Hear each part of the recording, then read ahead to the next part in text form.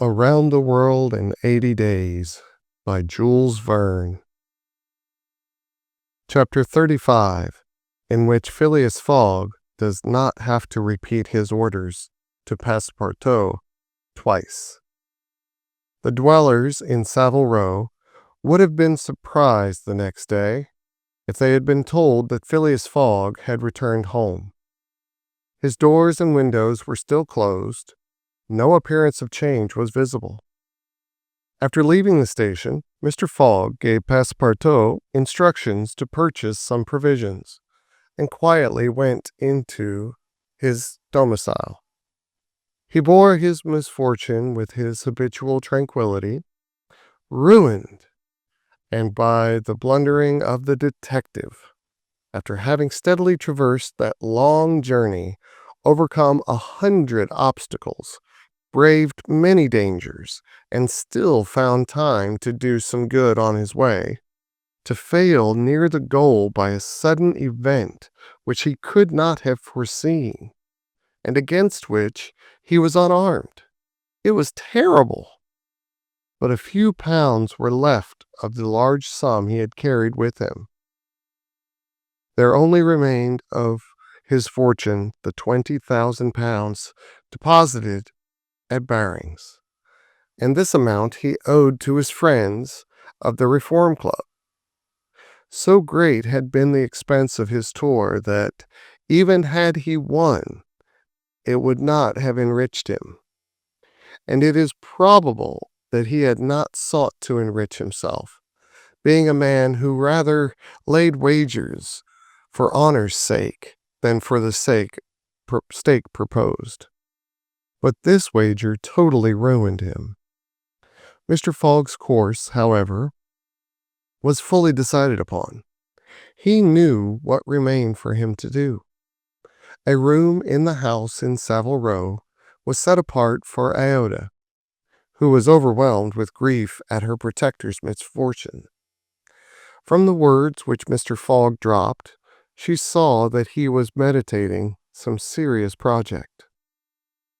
Knowing that Englishmen, governed by a fixed idea, sometimes resort to the desperate expedient of suicide, Passepartout kept a narrow watch upon his master, though he carefully concealed the appearance of so doing.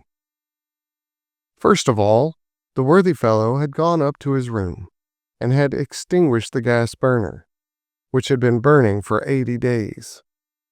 He had found in the letter-box a bill from the gas company, and he thought it more than time to put a stop to this expense, which he had been doomed to bear.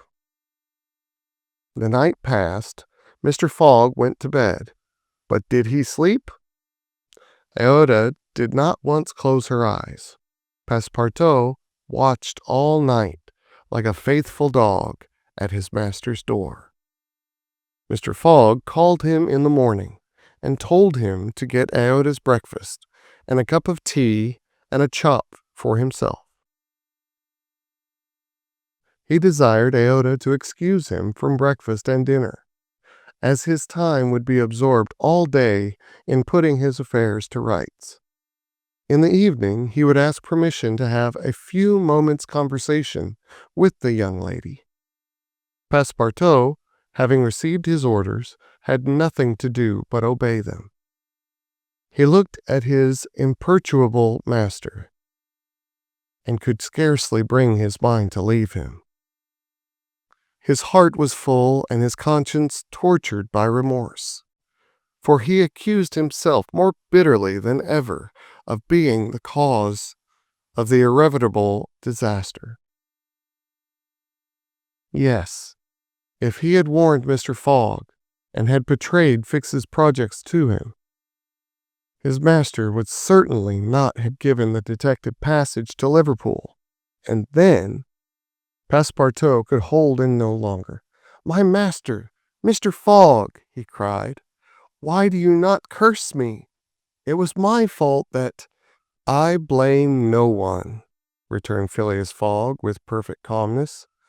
"Go." Passepartout left the room, and went to find Aouda, to whom he delivered his master's message. Madam, he added, I can do nothing myself. Nothing. I have no influence over my master. But you, perhaps. What influence could I have? Replied Aouda. Mr. Fogg is influenced by no one. Has he ever understood that my gratitude to him is overflowing? Has he ever read my heart? My friend, he must not be left alone an instant.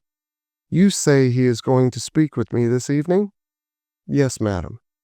Probably to arrange for your protection and comfort in England. We shall see, replied Aouda, becoming suddenly pensive. Throughout this day, Sunday, the house in Savile Row was as if uninhabited, and Phileas Fogg, for the first time since he had lived in that house, did not set out for his club when Westminster clock struck 11:30. Why should he present himself at the Reform? His friends no longer expected him there, as Phileas Fogg had not appeared in the saloon on the evening before, Saturday, the 21st of December, at 9:15. He had lost his wager. It was not even necessary that he should go to his bankers for the £20,000, for his antagonist already had his check in their hands, and they had only to fill it out and send it to the Barings to have the amount transferred to their credit. Mr. Fogg, therefore, had no reason for going out, and so he remained at home.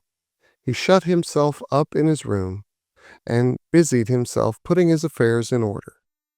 Passepartout continually ascended and descended the stairs. The hours were long for him. He listened at his master's door, and looked through the keyhole, as if he had a perfect right so to do, and as if he feared that something terrible might happen at any moment. Sometimes he thought of Fix, but no longer in anger. Fix, like all the world, had been mistaken in Phileas Fogg, and had only done his duty in tracking and arresting him. While he, Passepartout, this thought haunted him, and he never ceased cursing his miserable folly. Finding himself too wretched to remain alone, he knocked at Aouda's door, went into her room, seated himself without speaking in a corner, and looked ruefully at the young woman. Aouda was still pensive. About 7:30 in the evening, Mr. Fogg sent to know if Aouda would receive him, and in a few moments he found himself alone with her. Phileas Fogg took a chair and sat down near the fireplace, opposite Aouda. No emotion was visible on his face. Fogg returned was exactly the Fogg who had gone away. There was the same calm, the same impassibility. He sat several minutes without speaking. Then, bending his eyes on Aouda, "Madam," said he, "will you pardon me for bringing you to England?" "I fought Mr. Fogg?"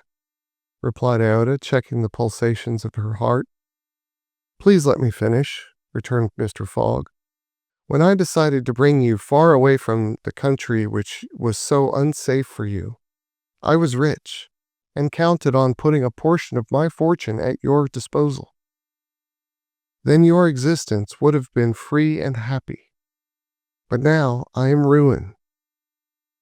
"I know it, Mr. Fogg," replied Aouda, "and I ask you, in turn, will you forgive me for having followed you, and, who knows, for having perhaps delayed you, and thus contributed to your ruin? Madam, you could not remain in India, and your safety could only be assured by bringing you to such a distance that your persecutors could not take you." "So, Mr. Fogg," resumed Aouda, "not content with rescuing me from a terrible death, you thought yourself bound to secure my comfort in a foreign land?" "Yes, madam." but circumstances have been against me. Still, I beg to place the little I have left at your service. But what will become of you, Mr. Fogg?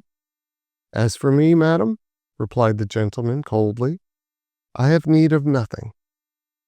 But how do you look upon the fate, sir, which awaits you? As I am in the habit of doing, at least, said Aouda, want should not overtake a man like you. Your friends? I have no friends, madam. Your relatives? I have no longer any relatives. I pity you, then, Mr. Fogg, for solitude is a sad thing, with no heart to which to confide your griefs. They say, though, that misery itself, shared by two sympathetic souls, may be borne with patience? They say so, madam. Mr. Fogg, said Aouda, rising and seizing his hand, do you wish at once a kinswoman and a friend? Will you have me for your wife? Mr. Fogg, at this, rose in his turn. There was an unwonted light in his eyes, and a slight trembling of his lips. Aouda looked into his face. The sincerity, rectitude, firmness, and sweetness of this soft glance of a noble woman, who could dare all to save him to whom she owed all, at first astonished, then penetrated him. He shut his eyes for an instant, as if to avoid her look. When he opened them again, I love you, he said simply. Yes, by all that is holiest, I love you. And I am entirely yours. Ah, cried Aouda, pressing his hand to her heart. Passepartout was summoned and appeared immediately. Mr. Fogg still held Aouda's hand in his own. Passepartout understood, and his big round face became as radiant as the tropical sun at its zenith. Mr. Fogg asked him if it was not too late to notify the Reverend Samuel Wilson of Marylebone parish that evening. Passepartout smiled his most genial smile and said, never too late. It was 5 minutes past 8. Will it be for tomorrow, Monday? For tomorrow, Monday, said Mr. Fogg, turning to Aouda. Yes, for tomorrow, Monday, she replied. Passepartout hurried off as fast as his legs could carry him.